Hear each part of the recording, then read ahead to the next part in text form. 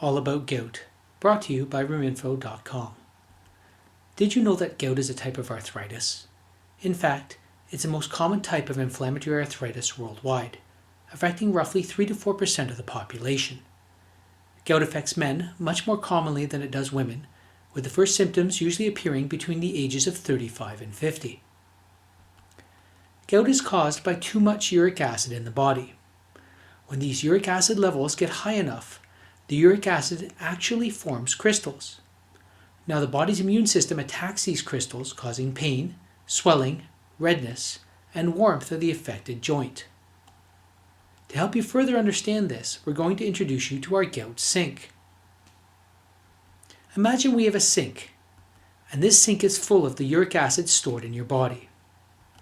Every day, in your body, your muscles and tissues are rejuvenating. The purines in the DNA from the old muscle and tissue cells are broken down ultimately to uric acid. So uric acid is produced every day by your body. Every day, we eat uric acid as part of our diet. Animal meat is the most common source of uric acid, and any meat, even chicken or fish, will contribute to the uric acid load. Alcohol, especially beer and sugary drinks like soda, also increase the uric acid in your body. Uric acid is lost from the body through your kidneys, and it ends up in your urine.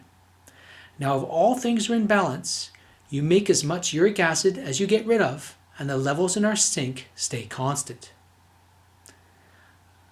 But over time, our kidneys aren't as efficient at getting rid of uric acid. Now, this is a normal part of aging, and uric acid levels increase as we age. But uric acid levels can accumulate more rapidly in those who have more serious kidney problems and those who are prescribed water pills, also known as diuretics. Finally, there are some people whose kidneys work perfectly fine, but they just don't get rid of uric acid efficiently. This is a genetic problem and tends to run in families, and their uric acid levels rise faster than normal. As we get older, we also tend to eat foods richer in uric acid, and our bodies are also breaking down at higher rates. The result of this imbalance is a rise in the uric acid levels in our body. The first problem with gout comes when our sink overflows and causes a puddle of water on the floor. This puddle of water is like having an acute attack of gout. So with gout, you can see we have two problems. The first problem is the water on the floor, and the second problem is our overflowing sink. When we treat gout, we have to do two things. Number one, mop the water, which is like treating the acute attack of gout. And number two, turn off the taps to stop the sink from overflowing, which is like lowering the uric acid levels. Let's focus on our first task, mopping up the water. The first thing to understand is what causes the sink to overflow or what triggers an acute attack of gout. These triggers include starting or stopping urate-lowering therapy like febuxostat or allopurinol, dehydration, trauma, for example you stub your toe, a recent illness or surgery, and finally excessive alcohol intake. So just how do we treat an acute attack of gout or mop the water off the floor? Well, we use medications like non-steroidal anti-inflammatory drugs, also known as NSAIDs. A common NSAID used to treat gout is indomethacin. We can also directly inject joints with steroids, which is quite effective. We can give tablets of prednisone, and finally we can give a medicine called colchicine. Now once we've got the water on the floor all mopped up, we can now turn our attention to the sink. Our second task is to turn the taps off on our sink to prevent it from overflowing. We can start by changing our diet by reducing or eliminating alcohol, eating less animal protein, such as red meat, chicken, fish, and other seafood, and by reducing our intake of sugary drinks like sodas and fruit juices. But sometimes simply altering our diet isn't good enough. We often need to use specific medications to lower the uric acid. These medications actually prevent our bodies from forming uric acid. There are two of them, named allopurinol and febuxostat, which is also known as Uloric. Both of these medicines are very effective for lowering uric acid. It's important to remember that you'll need to keep taking these medications to keep your uric acid levels low. Our target for our uric acid levels is less than 360 micromoles per liter, which is equivalent to 6 milligrams per deciliter. Why this level? Well, this is the saturation limit for uric acid, and crystals won't form at these levels.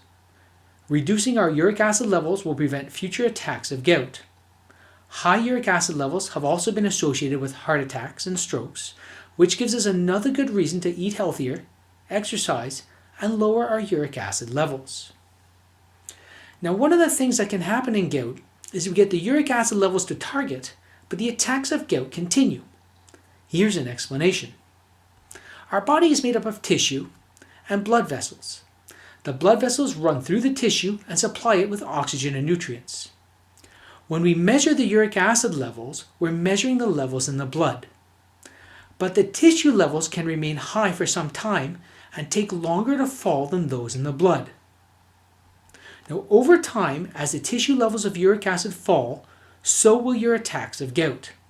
Unfortunately, this can take 6 to 12 months. There are a few gout rules that we have to follow to make sure you get the best possible treatment and result. Number 1, mop up the water or treat the acute attack of gout before you start to mess with the taps or lower the uric acid level.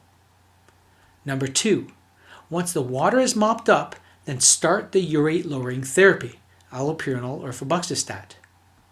Number 3, you may need to keep the mop out as gout can flare when you start or stop urate lowering therapy. Number 4, do not stop urate lowering therapy during an acute attack of gout. Simply treat the attack of gout, mop up the water, but keep the taps turned off. Number 5, measure uric acid levels monthly to make sure you're hitting the target. We'd like to thank you for taking the time to watch this video. For more information, please visit our website www.roominfo.com.